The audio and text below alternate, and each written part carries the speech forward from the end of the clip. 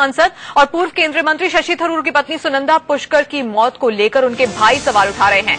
अशोक कुमार ने कहा कि सुनंदा की हत्या की गई है। अशोक कुमार ने शशि थरूर पर सवाल उठाए हैं। सुनंदा के भाई का कहना है कि अगर सुनंदा की तबीयत जरूर खराब थी तो फिर शशि थरूर उन्हें छोड़कर मीटिंग में क्यों चले गए थे। वो खुलासा तो हमें पहले से ही पता था। वो पहले मैं बोला आपको कि ये केस ये केस है, इसको एक्सीडेंट नहीं, ये उसको मार दिया गया है, पहले से ही पता था हमें। तो ये लोग पावरफुल लोग हैं, इसको पहले ही बोला था हमने सीबीआई के हवाले करो। तो ये तो हमें पहले पता था उसको।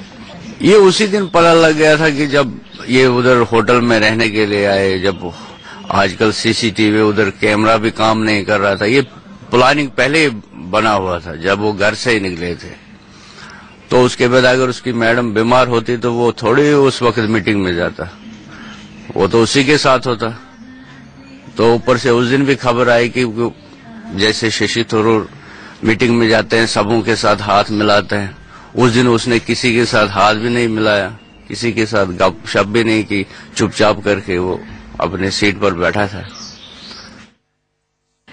क्यों एक बार फिर से सुनंदा पुष्कर की मौत का मामला सुर्खियों में है, वो आपको बता दें। दरअसल सुनंदा पुष्कर की बिसरा रिपोर्ट से बड़ा खुलासा हुआ है। खुलासा ये हुआ है कि सुनंदा की मौत जहर से हुई थी। इंडिया न्यूज के हाथ वो दस्तावेज लग गए हैं जो कि कांग्रेस नेता और पूर्व विदेश राज्य मंत्री शशि थरूर को कटघरे में खड़ा करते हैं। हमारी इस एक्सक्लूसिव रिपोर्ट में आपको दिखाते हैं कि सुनंदा पुष्कर की मौत के बारे में क्या कुछ कहती है एम्स की ये रिपोर्ट। कांग्रेस के बड़े नेता शशि थरूर की पत्नी सुनंदा पुष्कर की मौत कैसे हुई, ये अभी तक साफ नहीं हो पाया है। लेकिन संदिग्ध हालात में हुई इस मौत की विसरा रिपोर्ट में साफ साफ कहा गया है कि सुनंदा की मौत जहर से हुई थी। इंडिया न्यूज के पास एम्स की पूरी विसरा रिपोर्ट है।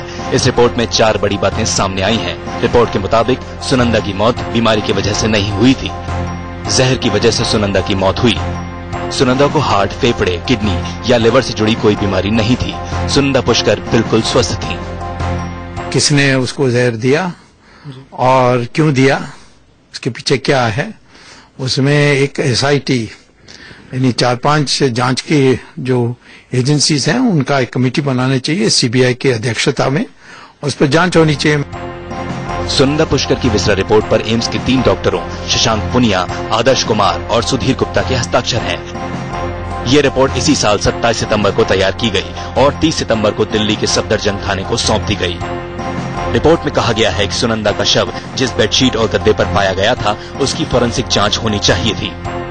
आपको ये बता दें कि सुनंदा पुष्कर के शव की विसरा रिपोर्ट सामने आने के बाद बड़ा सवाल ये है कि सुनंदा को जहर किसने दिया था।